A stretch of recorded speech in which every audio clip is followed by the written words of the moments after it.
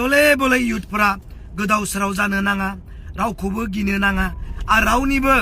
थुनज्लायनायाव नोंथांमोना जयेनबो जानायग्राफ्रा फरायलांबाय था बेकार सेंग्रा सिख्लाफ्रा राजनितिजों थाफानानै खामानि माव सोरबा बिजनेस खालामनाया खालाम जिखि जाया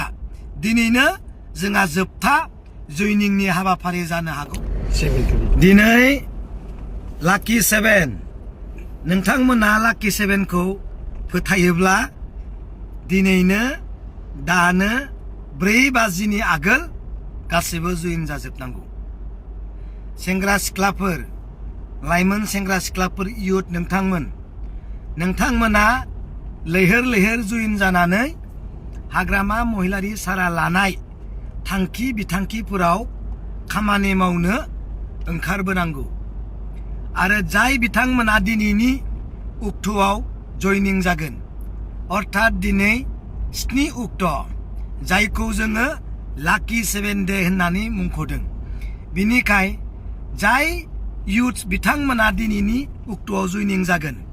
दिनैनि बे लाकी 7 डे उक्तआव जयनिं जागोन बिथांमोना बे 4.5 बोसोर दिनाव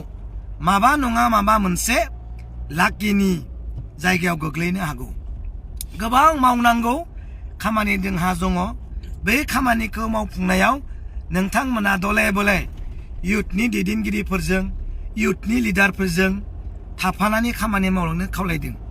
फरायग्राफ्रा फरायलांबाय था बेकार सेंग्रा सिख्लाफ्रा राजनितिजों थाफानानै खामानि माव सोरबा बिजनेस खालामनाया खालाम जिखि जाया दिनैनो जोंहा जोबथा जयनिंनि हाबाफारि जानो हागौ बिनि उनाव जिहेतु जोंहा इलेक्सन गैथ'लिया बिनिखाय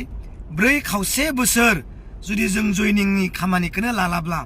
नोंथांमोना गोबां आफसुस जागोन बिनिखायनो दिनैनि दिनावनो जायफोर जयनिं जानो गोसो गावबा गाव ब्लक गावबा गाव लिडार्सफोरजों जयेन जानानै बिपिएफनि मेम्बारशिपखौ नोंथांमोना लादो लोगो मोनज्लायगोन जों सहाय खालामगोन हानायमानि जोङो सैथोखौ मावलांगोन नोंथांमोना दले बले युथफोरा गोदाव सोराव जानो नाङा रावखौबो गिनो नाङा आरो रावनिबो थुनज्लायनायाव नोंथांमोना जयेनबो जानो नाङा आपुन गोसोजों नोंथांमोना बिपिएफ दोलोआव थानानै खामानि मावनो ओंखारबोदो थेंक इउ